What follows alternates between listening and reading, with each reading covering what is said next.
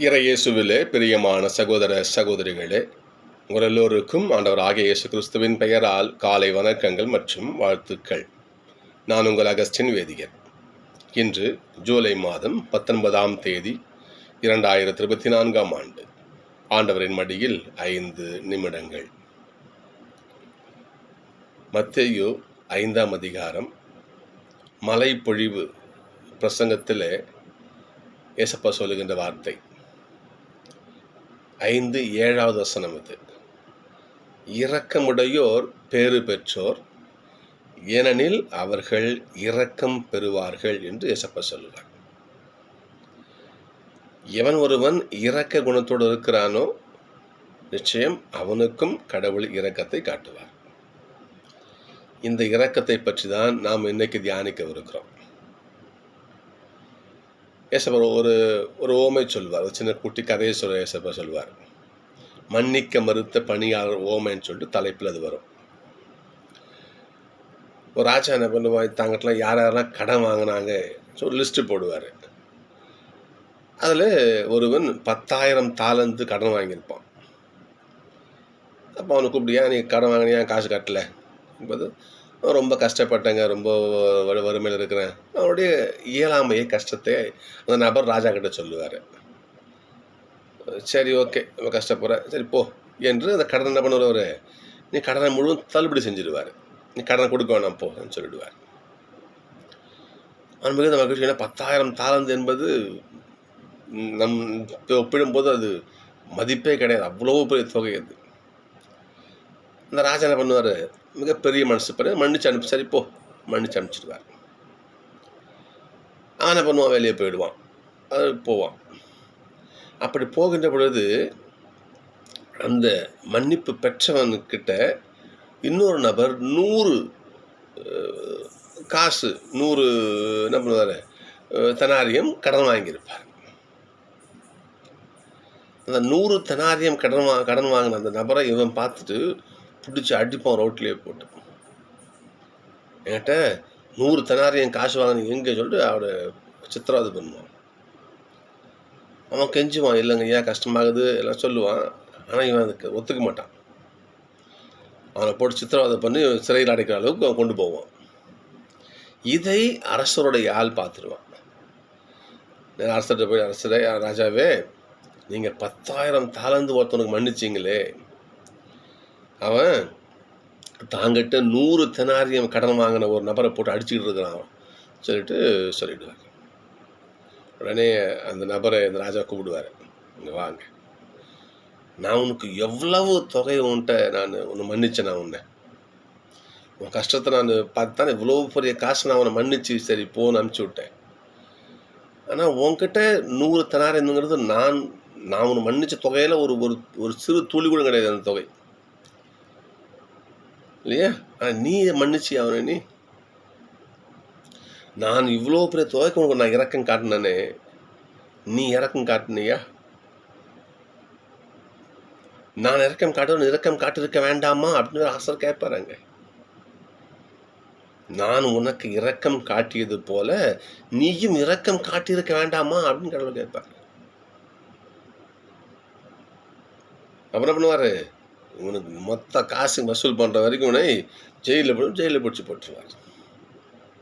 ஏன்னா ஆண்டவருடைய இதுவே தான், அங்கே கடவுள் நமக்கு இரக்கம் காட்டுகிறார்.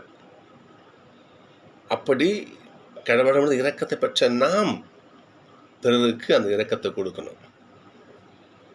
தான் இன்றைய நமக்கு தியானம். இன்னைக்கு சரி, கடவுள் எப்படியெல்லாம் இரக்கமுள்ளவராக இருந்தார், அதற்கான 2 உதாரணங்கள் தான் இன்றைய வாசகங்கள். அதுதான் இன்றைய வாசகங்கள். அந்த கடவுள் எப்படி இரக்கமுள்ளவராக இருந்தார் என்று சொல்லி இன்றைய வாசகம் வருதுன்னு பாருங்க. முதல் வாசகத்தில் எசேக்கியார் ஒரு ராஜா அவரை பற்றி சொல்லப்பட்டிருக்குது. தாவீது அவருக்கு அப்புறம் ஒரு நல்ல ராஜாக்களில் எசேக்கியா மிக முக்கியமானவர். தாவீது, யோசியான்னு சொன்னோம்னா எசேக்கியா அவர் மிக முக்கியமான ஒரு அரசர். அவர் தாவீதுக்கு அப்புறம் வந்ததால் ஒரு நல்ல ஒரு அரசர். இவர் என்ன பண்ணார்னா, அஹ், இஸ்ரேல் நாட்டில் இருக்கின்ற அந்நிய தெய்வ வழிபாட்டை அடியோடு ஒழித்தார். அடியோடு ஒழித்தார். ஒரு உதாரணம் சொல்ல போனால், மோசே என்ன பண்ணுவார், மோசே இந்த பாம்புகள் வந்து மக்களை கடிச்சிடும். அப்போ கடவுளுடைய அனுமதியோடு என்ன பண்ணுவார், ஒரு வெண்கல பாம்பை செஞ்சு உயர்த்தி காட்டுவார். எல்லோரும் அதை பாருங்க சொல்லிட்டு எல்லாம் பார்ப்பாங்க. அதை பார்க்கிறவர்கள் குணம் பெறுவாங்க. பாம்பு கடி விஷத்தெல்லாம் குணம் பெறுவாங்க. இது விவிலியத்தில் வரும். அந்த பாம்பை கூட அவங்க வணங்கினாங்கன்னு சொல்லி பைபிள் சொல்லப்பட்டிருக்குது. அப்படி அந்நிய வழிபாட்டில் அப்படி மூழ்கின மக்களை எசேக்கியா என்ன பண்ணார், அனைத்து அந்நிய தெய்வங்கள், ஆசார கம்பங்கள், அனைத்து சிலைகள், அனைத்து அந்நிய தெய்வ கோயில் எல்லாத்தையும் இருச்சு தரமாட்டமாக்குறார். யாவே ஆண்டவர் மட்டுமே உண்மையான கடவுள் என்று கடவுள் யாவையனுடைய வழிபாட்டை அதிகரிக்கிறார். அப்படி அந்நிய தெய்வங்களை ஒழித்த அவர் இஸ்ரேல் மக்களிடையே ஒரு நல்ல ஒரு அரசனாக, கடவுள் பார்வையில் நல்ல ஒரு ராஜாவாக அவர் எசேக்கியா இருந்தார். அசீரிய அவர் எசேக்கியா ராஜாவாக இருக்கும் பொழுது அசீரிய ராஜா செனகரிப்னு ஒருத்தன் இருப்பான். அவன் என்ன பண்ணுவான், படையெடுத்து வருவான் இஸ்ரேல் மக்கள் மேலே, எசேக்கியா ராஜா மேலே படையெடுத்து வருவான். அப்போ எசேக்கியா என்ன பண்ணுவார், சமாதானம் பேசுவார். வேணாம் அதெல்லாம் செய்யாதீங்க, அன்பு சமாதானம் பேசுவார். அவன் கேட்க மாட்டான். இவன் அன்பா சமாதானமாக போவார். அவன் அசீரிய ராஜா செனகரிபு கேட்க மாட்டான். அந்த கடலை பண்ணுவார், அவனுடைய படைகளை எல்லாம் தன்னுடைய தூதரை வச்சு அழிப்பார். செனகரிபு பயந்து ஓடுவான். அப்படிப்பட்ட ஒரு கடவுளுடைய ஆசீர்வாதம் எசேக்கியாவுக்கு உண்டு. அப்படிப்பட்ட எசேக்கியா இங்கே நோய்வாய்ப்பட்டிருக்கிறார். அப்போ எசேக்கியாவுக்கு என்ன பண்ணுறாரு, ஆண்டோடைய வார்த்தையை எடுத்துக்கிட்டு எசேக்கியா நீ வந்து சாக போகிற, நீ பழைக்க மாட்ட, நீ என்ன பண்ணு, இன்னும் சில குடும்ப காரியங்களாம் செஞ்சுக்கோ என்று சொல்கிறார். உடனே எசேக்கியா என்ன பண்ணுறாரு, கடவுளிடத்தில் மன்றாடுறார். ஆண்டவரே எனக்கு நல்ல ஒரு ஆயுளை கொடுங்க, ஆயுளை சேர்த்து கொடுங்க, நோயை குணப்படுத்துங்கன்னு சொல்லிட்டு கடவுள்கிட்ட வேண்டுகிறார். கடவுள் எசேக்கியாவில் இரக்கம் வைக்கிறார். ஞாபகம் வச்சுங்க, இரக்கம் வைக்கிறார். இரக்கம் வைத்து எசேக்கியாவுடைய நோயை குணமாக்கி அவருக்கு 15 ஆண்டு காலம் அவருடைய நோயினை குணப்படுத்தி ஆயுளை 15 ஆண்டு காலம் அதிகமான ஆயுளை அவருக்கு கொடுக்கிறார். அது முதல் வாசலம் அன்னைக்கு வாசிக்கிறோம். நாம் கடவுள் இரக்கமுள்ளவராக இருந்தார். ஏனென்றால் கடவுள் காண்கின்ற தேவன். அவர் வந்து சொல்றது இரக்கமில்லாத கல்லு மனசு கிடையாது. நம்முடைய ஆண்டவர் மோசைகிட்ட சொல்லுவார், யாத்திராகமத்தில் என் மக்கள் படுற கஷ்டம்லாம் நான் பார்த்தேன், என் மக்கள் என்னை நோக்கி கதறி அழகிறாங்க, நான் கேட்டேன், அவளை விடுவிக்க நான் இறங்கி வந்தேன் அப்படியே யாவே ஆண்டவர் சொல்லுவார் மோசேகிட்ட. கடவுள் அப்படிப்பட்ட நம்முடைய ஆண்டவர், இரக்கமே உருவான இறைவன். சரிங்களா? அவர் தன் மக்கள் தன் நாடு அழிந்து போக பண்ண மாட்டார், விட மாட்டார். திருப்பட தானே, அழிவின் குழியிலிருந்து ஆண்டவரை என் உயிரை மீட்டி, எசேக்கியாவோட பாடல் இது. நான் சாக கடந்தேன், நான் ஆண்டவரே என்ன பண்ணீங்க, நீங்கள் எனக்கு உங்களோட ஆசீர்வாதத்தை கொடுத்து அழிவினுக்கு நான் சாக போகிறேன், அழிவு விளிம்பில் நின்றுந்தேன் நான், என்னை நீங்கள் என்ன பண்ணீங்க, என் உயிரை காபந்து பண்ணீங்க என்று எசேக்கியாவுடைய பாடல் தான் இன்னைக்கு பதிலுரை பாடல் இருக்கு பாருங்க. சகோதரர்களே, எசேக்கியாவுடைய ஒரு நன்றியை இன்றைய திருப்பாடல் நமக்கு சொல்லுது பாருங்க. நான் வந்து இந்த வாழ்வோ நாட்டிலே வாழ முடியாதுன்னு நான் பயந்துட்டு கிடந்தேன். எங்கே பாதாளத்தில் வாயில் நான் விழுந்துடணும்னு நான் பயந்துட்டு கிடந்தேன். புரியுதுங்களா? என் உறைவிடம் எப்படி பெயர்க்கப்பட்டு சிதறி போயிடுமோ நான் பயந்துட்டு கிடந்தேன். ஆனால் கடவுள் என்ன பண்ணார், என்னை அந்த அழிவின் குழியிலிருந்து ஆண்டவர் என்னை என் உயிரை மீட்டு கொண்டு வந்து என்னை காப்பது பண்ணார் என்று ஒரு நன்றி பாடலாக இன்றைக்கு நம்ம இந்த திருப்பாட்டு பதிலுரை பாட்டை வாசிக்கிறோம். நம்ம அப்பனுக்கு பிள்ளை தப்பாமல் பிறப்பான்னு சொல்லுவாங்க. யாவே ஆண்டவருடைய மகன் ஆண்டவராக இயேசு கிறிஸ்து, அவரும் அப்படியே இருக்காரு பாருங்க. இரக்கமே உருவான இறைவன். இன்னைக்கு இதில் பாருங்க பார்ப்போம், புதிய ஏற்பாடு நட்சத்திரத்தில் பாருங்க பார்ப்போம். இன்னைக்கு மத்தேயு 12ஆம் அதிகாரம் கதிர் கொய்யும் நிகழ்ச்சி. என்ன பண்ணுறாங்க, ஏசப்பா சீடர்கள் பசி, ஏசப்பா கூட அங்கே போதிச்சுட்டு வராங்க. வரும்போது பசி கொடுமை அவங்களுக்கு. என்ன பண்ணுறாங்க, அங்கே கதிர்கள் என்ன பண்ண கொய்து அதை சுத்தம் செய்து சாப்பிட்றாங்க. அது ஓய்வு நாள். அது ஓய்வு நாள். ஓய்வு நாளில் ஒரு சில சட்டத்திட்டங்களை யூத மக்கள் கடைபிடிச்சாங்க. ஒரு குறிப்பிட்ட தூரம் தான் நடக்கணும். அது ஒரு ரூல். அது சமைக்கக்கூடாது. சாப்பாடு என்ன பண்ணணும், ஓய்வு நாளுக்கு முன்னாலே செஞ்சு வச்சுக்கணும். அதுதான் சாப்பிட்ணும். அப்போ இவங்க பாருங்கள், கதிரை கொய்து அதை சுத்தம் செய்து சாப்பிடுவது ஒரு சமைச்சு சாப்பிட்றதுக்கான சமமான ஒரு செயல். அது இதை பரிசேயர் பார்க்குறாங்க. அதுவும் இல்லாமல் அது வந்து இன்னொருத்தனுடைய வயல்வெளி. அது அதெல்லாம் இவங்க சாப்பிட்றாங்க.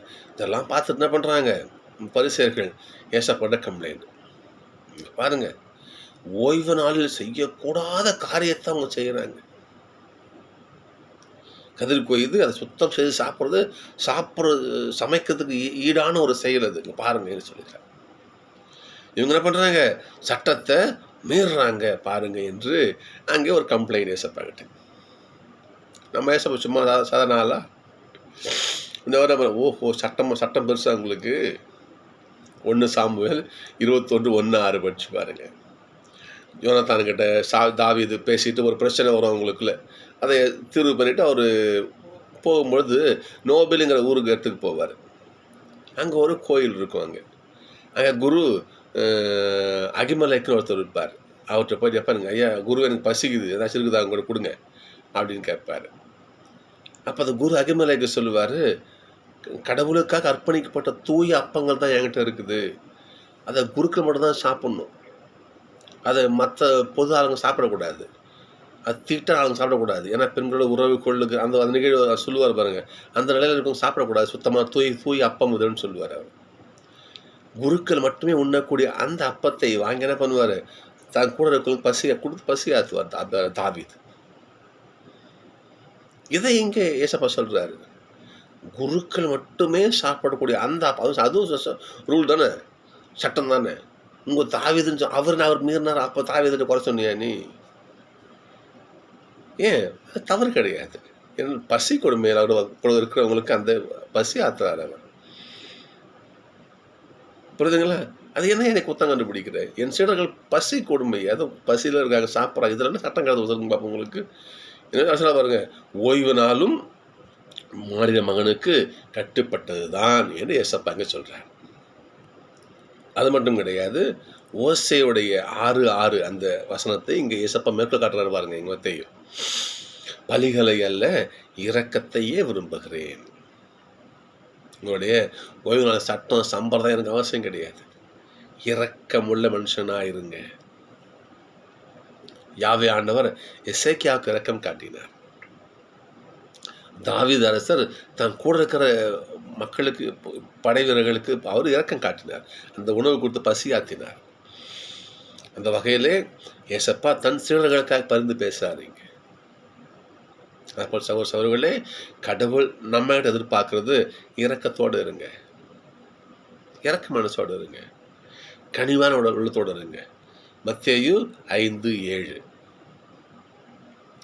இரக்கமுடையோர் இரக்கம் பெறுவர், இரக்கமுடையோர் பேரை பெறுவார், அவங்க இரக்கம் பெறுவாங்க. எவன் ஒருவன் பிறரிடத்தில் இரக்கத்தோடு கனிவோடு இருக்கானோ நிச்சயம் அவனிடத்துல கடவுள் தன் இரக்க கரத்தை காட்டுவார், மறுக்க மாட்டார். எனவே நீ அப்படி இருந்தால் நிச்சயம் கடவுள் உங்கள்கிட்ட அப்படி இருப்பார். எனவே சகோதரர்களே, நம்முடைய வாழ்நாளிலே இன்னைய தியானம் தான் நமக்கு. இறக்க குணத்தோடு இருங்க, கடுமையான எண்ணத்தை விடுங்க. நல்லதோ கெட்டதோ ஒருத்தவங்க பசி ஆடுறான்னா அதை அப்ரிஷியேட் பண்ணுங்க. சரி, பசி ஆட்டு போட்டு சரி. அங்கே போயிட்டு இது ரூலு அது ரூலு, இரக்கம் கேர்டசின்னு சொல்லுவாங்க. கேர்டசின்னா ஒரு இறக்கம், அதான் ஆங்கிலத்தை சொல்லுவாங்க. அந்த கேர்டசி நம்ம மனசில் ரிச்சமாக இருக்கணும். அது மனிதனுக்கு அது ஒரு நல்ல குணம், பண்பு, நம்மையும் அதை ஆற்றுப்படுத்தும்.